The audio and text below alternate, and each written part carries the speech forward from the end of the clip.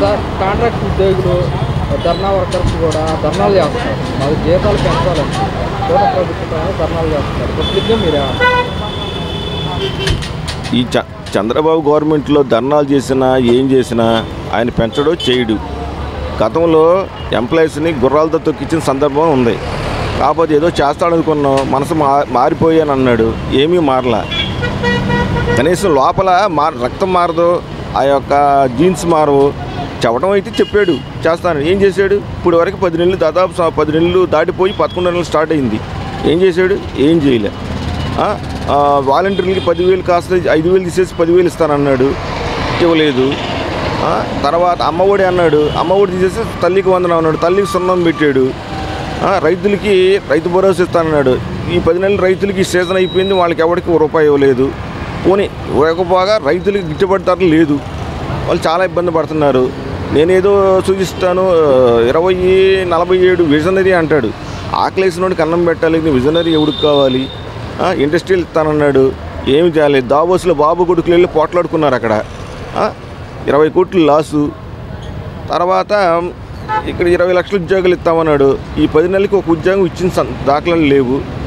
మరి అమ్మఒడి మే నెల వేస్తానన్నాడు, ఏమీ వేయలేదు. వేస్తాడని వేసేదాకా నమ్మకం లేదు.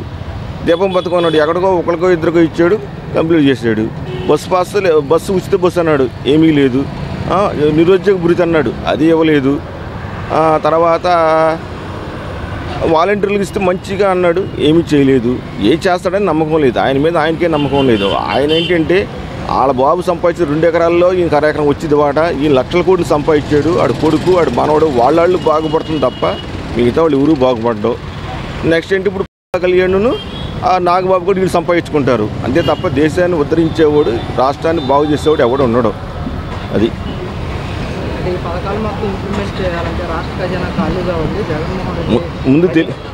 ముందు తెలీదా? 14 ఏళ్ళు ముఖ్యమంత్రి చేసావు, కానీ నీకు అనుభవం ఉంది కదా, విజనరీ నాయకుడు అంటాడు, కానీ నీకు తెలీదా? ముందు లేనిపోయిన హామీలు ఇవ్వటం ఎందుకు, ఇప్పుడు చేయలేదని డబ్బులు ఇవ్వటం ఎందుకు? కనీసం సిగ్గు లేదనుకుంటా. సిగ్గుండవుడైతే ఆ మాట మాట్లాడు. జగన్ ఎప్పుడన్నా 5 ఏళ్ళ పరిపాలన డబ్బులు లేవు, ఖజానా ఖాళీ అని చెప్పాడా? అంతకుముందు ఈయనే పరిపాలన చేసి వెళ్ళాడుగా, అప్పుడేమైనా ఇచ్చేళ్ళాడు ఆయన? వీళ్ళు నాన్న సొమ్ము, వీళ్ళు బాబు కూడా సొమ్ము, తాత కూడా సొమ్ము తెచ్చేవ్వలేదు కదా, ప్రజల సొమ్మే కదా. ప్రజల సొమ్ము ప్రజలు పెడతానికి ఏడుచేస్తారు వీళ్ళు.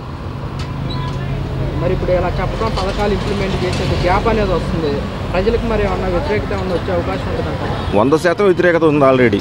ఇప్పుడు మామూలుగా వచ్చి పాదయాత్ర చేయమని లోకేష్ని తెలిసిద్ది. అప్పుడు రెడ్ బుక్ అంటున్నాడు కదా, పాదయాత్ర చేస్తే ఇప్పుడు ఆడ మగోడే అదో తెలిసిద్ది. అప్పుడు లోకేష్ గారు పాదయాత్ర సమయంలో పథకాలు కనుక ఇంప్లిమెంట్ చేయకపోతే నాకు కాలం అడగని చెప్పేసి ఆడు కార్లు వెళ్తున్నాడుగా, ఎడబెట్టుకుంటారండి. ఆడు మామూలు బజార్ మీద నడుచుకుంటూ వెళ్ళమను. ఇప్పుడు పాదయాత్ర నడుచుకుని పాదయాత్ర చేసి ఒక మీటింగ్ పెట్టమను, అప్పుడు చొక్కా పట్టుకుంటారో లాగి తంతారో తెలిసిద్ది.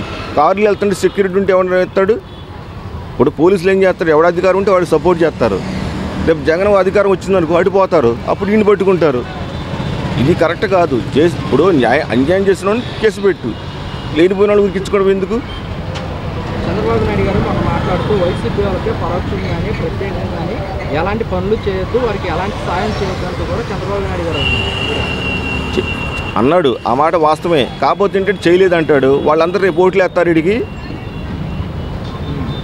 ఆయనకి ఆఖరి దశ అనమాట, అవసాన దశ. ఈ దశతో వెళ్ళిపోవడమే, కానీ ఇంటికి రాడికి మళ్ళీ ఈసారి ఛాన్స్ లేదు. చేద్దామని తిరగలేడు. ఒకవేళ పరిపాలన చేద్దామన్నా ఆడి బాడీ సహకరించదు. అది పరిస్థితి.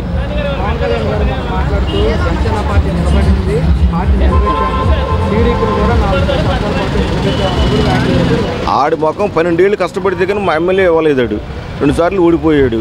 ఏ ఓట్లు ఎందుకు? అక్కడ అభిమానులు లేరు అడిగి. గాజువాకలో అభిమానులు ఉంటారుగా, ఇప్పుడు అక్కడ ఎందుకు గెలవలాడు?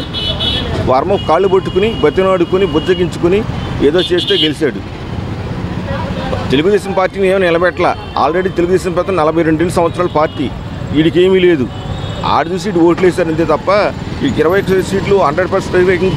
ఈసారి పోటీ చేయమని, రాజీనామా చేయమని. దమ్ముంటే పులివెందుల్లో జగన్ చేస్తాడు. అడు పిఠాపురంలో లోకేష్ని, మంగళగిరిలో చంద్రబాబు, కుప్పంలో రాజీనామా చేసి ఎలక్షన్కి వెళ్ళమనండి. ఇప్పుడు వాడు దమ్ము ధైర్యం ఉంటే మరి వాళ్ళంతా 100% స్ట్రైకింగ్ రేట్ ఉన్నాడు. రాజీనామా చేసి గెలిస్తే ఇప్పుడు తెలిసింది మరి వాళ్ళకి ఎంత వచ్చింది, వీళ్ళకి వచ్చిద్దని. సొల్లు కబుర్లు చెబితే సొల్లు కబుర్లు కాదు. వీడు మరి పవన్ పావల కళ్యాణ్ ఏమనేవాడు వరకు మాకు కుటుంబ పాలన వద్దన్నాడు. మరి ఆడ అన్నకి ఎందుకు ఇచ్చుకుంటున్నాడు? ఆడేమన్నా అన్న వార్డుకి గెలిచాడు, కార్పొరేటర్ గెలిచిద్దా? ఆడికి అసలు జగన్ కార్పొరేటర్ స్థాయి కన్నా తక్కువ అంటున్నాడు. ఎమ్మెల్యే తక్కువ, కార్పొరేటర్ ఎక్కువ, ఎమ్మెల్యే తక్కువ అన్నాడు. వార్డు నెంబర్ కూడా పనికిరాడు. ఏం చేశాడని ప్రజలు సేవ చేసినాడు. వాడి ఇదిగా ఎవరికైనా డబ్బులు ఇచ్చినా అవి మన ఆడికి ఇన్కమ్ ట్యాక్స్లో కట్టుకుంటాడు. అంతే తప్ప ఎవరి సొమ్మేం కాదు. రాబోయే సార్ ఇంటికి వెళ్ళిపోతారు ముగ్గురు. మామూలు స్టేజ్ ఇచ్చింది. ఈసారి మళ్ళీ యాసాలు వేసుకుని సినిమాలు తీసుకోవడం. వాడు పావలా కూడా పాల ఫ్యాక్టరీకి వెళ్ళిపోతాడు. వాళ్ళ బాబు రిటైర్ ఇంట్లో కూర్చుంటాడు. ఈసారి అధికారులు ఎవరో